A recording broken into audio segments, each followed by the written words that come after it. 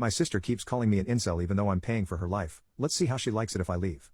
My incel nephew wished my unborn child would unalive, so I banned him from attending my family functions. Now everyone is saying he's just a kid and that I'm overreacting. But he's 22. I, 37M, and my wife, 35F, have been arguing about this all week. Our nephew, 22M, has always been troubled, even though my sister-in-law, 44F, and brother-in-law, 48M, have always treated him well. Some examples of his unsettling behavior. He was caught feeding one of my brother-in-law's horses avocados, which are poisonous to horses if you didn't know, to make it sick. I have dogs and don't want him to hurt them as well. He demands to be called the names of two specific fictional characters. He believes he is these characters, reincarnated. If you call him by his real name or refuse to go along with his delusions, he becomes aggressive. He carries around a plushie of one of these characters everywhere. There is a hole in the back, and the hole is stained. I have tried not to jump to conclusions about what he does to that plushie and failed. It smells rancid, and honestly, just thinking about the thing makes me want to vomit. I have tried so hard to be patient with his quirks, as my wife puts it, but what really pushed me over the edge was an incident that occurred a few weeks ago. For context, my wife has struggled with infertility for our entire marriage, and we had given up on having our own kid until we recently discovered she is pregnant. Given the fact that she's 35, we have been surprised and overjoyed. A few weeks ago,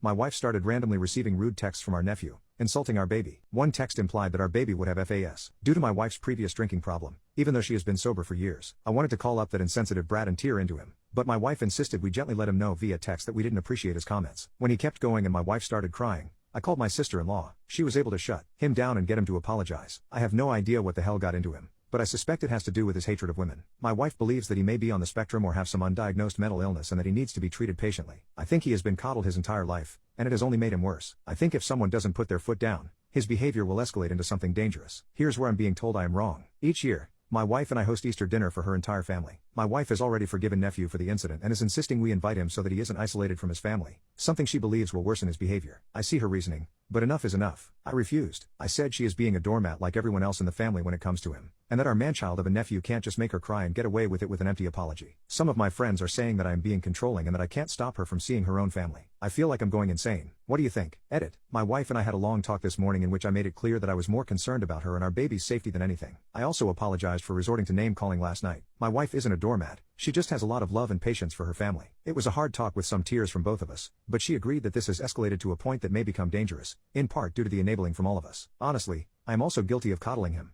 especially when he was a kid. It's hard to admit when someone you took care of as a kid has grown into someone unsafe to be around, but I think the idea in this comment might work as a way to set boundaries without shutting him out permanently. We are going to call his mother and explain that Easter dinner isn't happening this year if nephew is coming, and that he is welcome to come over when he has a diagnosis and is stuck with a therapist for at least a couple of months. Thank you all for your advice. Update 1. This bizarre series of events started on Easter and has only gotten weirder since. For those of you who don't remember my original post 2 weeks ago, my nephew was banned from our recent Easter dinner due to a concerning pattern of behavior, including recent disturbing text messages to my pregnant wife about her unborn child. Since then, his parents eventually agreed not to bring him after a lot of arguing. My sister-in-law eventually admitted that he may need professional help and that my wife and I may have some reason to be worried for our safety around him. And on Easter, our worries were proven more than reasonable. He showed up uninvited, using my brother-in-law's car. Our dinner was interrupted by aggressive bangs on our door. I don't know how to put this without it sounding insane, so here it goes. My nephew was at our door, holding a sword, and dressed as the Joker. He tried to say something, but I slammed the door in his face and told everyone inside what was going on. Chaos predictable ensued. My brother-in-law, a generally calm guy who I have never seen freak out or get angry, turned beet red and went outside. He ended up literally chasing nephew around our house, screaming at him, in an attempt to get him to leave. The neighbors came outside and my sister-in-law went into damage control mode, talking down one concerned neighbor from calling the police somehow. He dropped his sword in the chase, and my brother-in-law tackled him on our front lawn. They got him into my sister-in-law's car somehow,